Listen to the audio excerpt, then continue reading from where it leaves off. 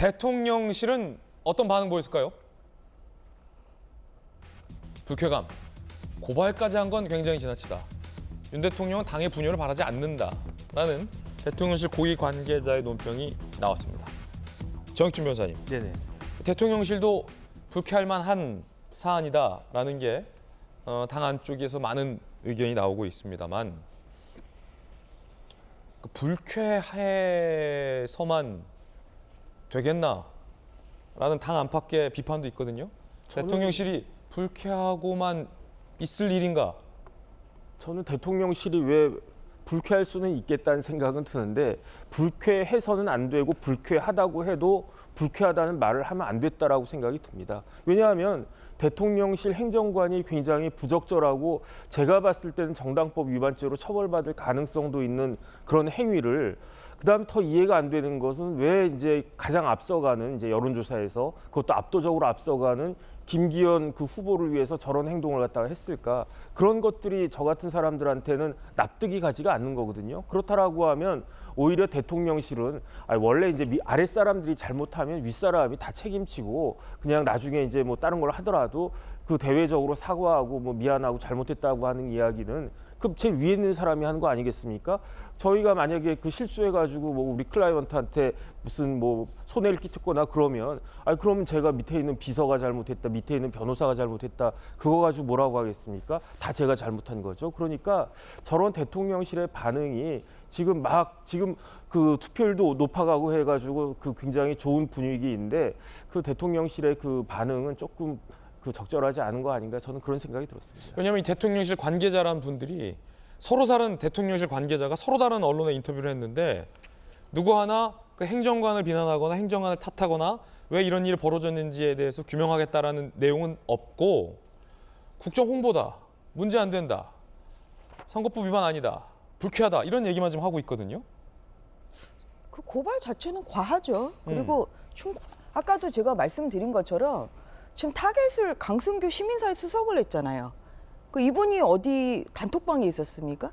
그런 게 아니잖아요. 아니 근데 그 수석실의 행정관이 그래도 이걸 나왔잖아. 이제 직권남용으로 고발했다는 것 자체는 강승규 수석이 뭔가 시켜서 했다 지금 이렇게 혼자 소설을 쓰고 지금 고발을 한 거 아닙니까? 이게 굉장히 이것은 과한 거죠. 예를 들어서 문제가 될 행정관이나 선임 행정관을 아까 얘기하신 뭐 정당법이나 이렇게 고발은 충분히 후보니까 뭐 고발은 자유니까 할 수는 있습니다.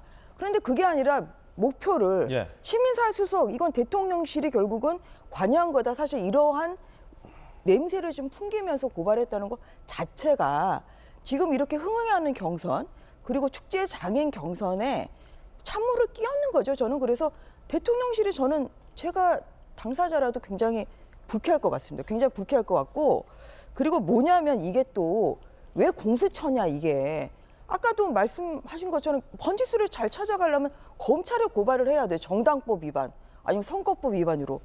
그런데 그거는 공수처는 해당 사항에 없는 죄명이거든요. 그러니까 공수처로 가기 위해서 굉장히 자기적으로 죄명을 직권남용으로 한 거예요. 선거법 위반으로 하면 공수처로 못 가거든요. 그래서 그런 것을 보더라도 고발 대상, 고발 죄명을 보더라도 이것은 공수처로 이것을 가기 위해서 하는 그러한 자기적인 그런 모양새가 굉장히 대통령실로도 굉장히 부자연스러워 보이죠. 제3자인 저도 이건 굉장히 부자연스러워 보이거든요. 그리고 그런 면에서 이게 오히려 지금 공수처로 가서 이렇게 고발하는 것 자체가 과연 당에 무슨 도움이 되고 그리고 그게 지금 46만이 이번에 당원 투표에 참여했습니다.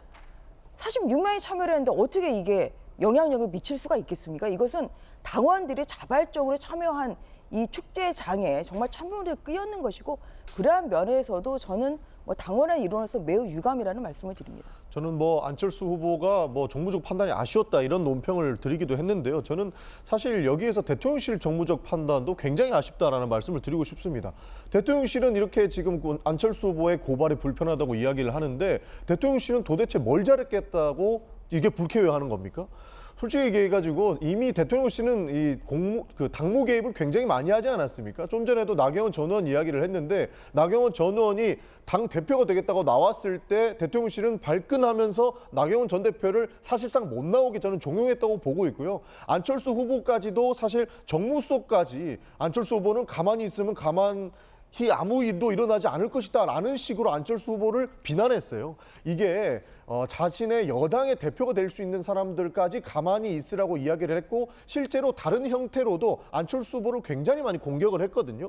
본인들이 먼저 안철수 후보한테 불쾌하게 해놓고 지금 와가지고 자기들은 문제가 없다.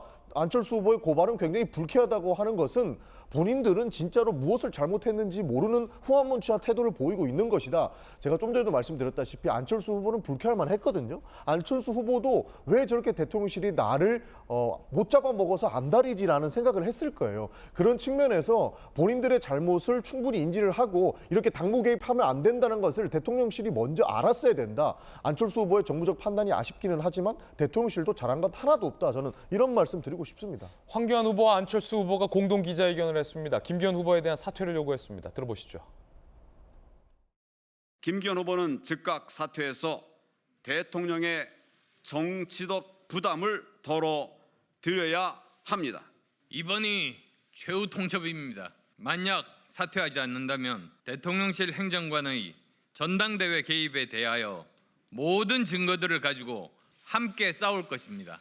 저와 우리 안철수 후보는 당이 이렇게 가짜와 거짓에 휘둘리는 것을 그냥 방관할 수가 없습니다. 안철수 황교안 후보의 막판 일종의 연대인데 당내 반응은 어떨까요? 싸늘, 천하람, 취재에 등 공감하지만 차분해야 한다. 전당대회는 숙제로 남아야 한다. 왜 고발까지 하나 이거죠. 홍준표 대구시장, 끝까지 더티 플레이 보기 역겹다. 내가 그 꼴 보기 싫어서 일찍 하방했다. 라고 주장하기도 했습니다.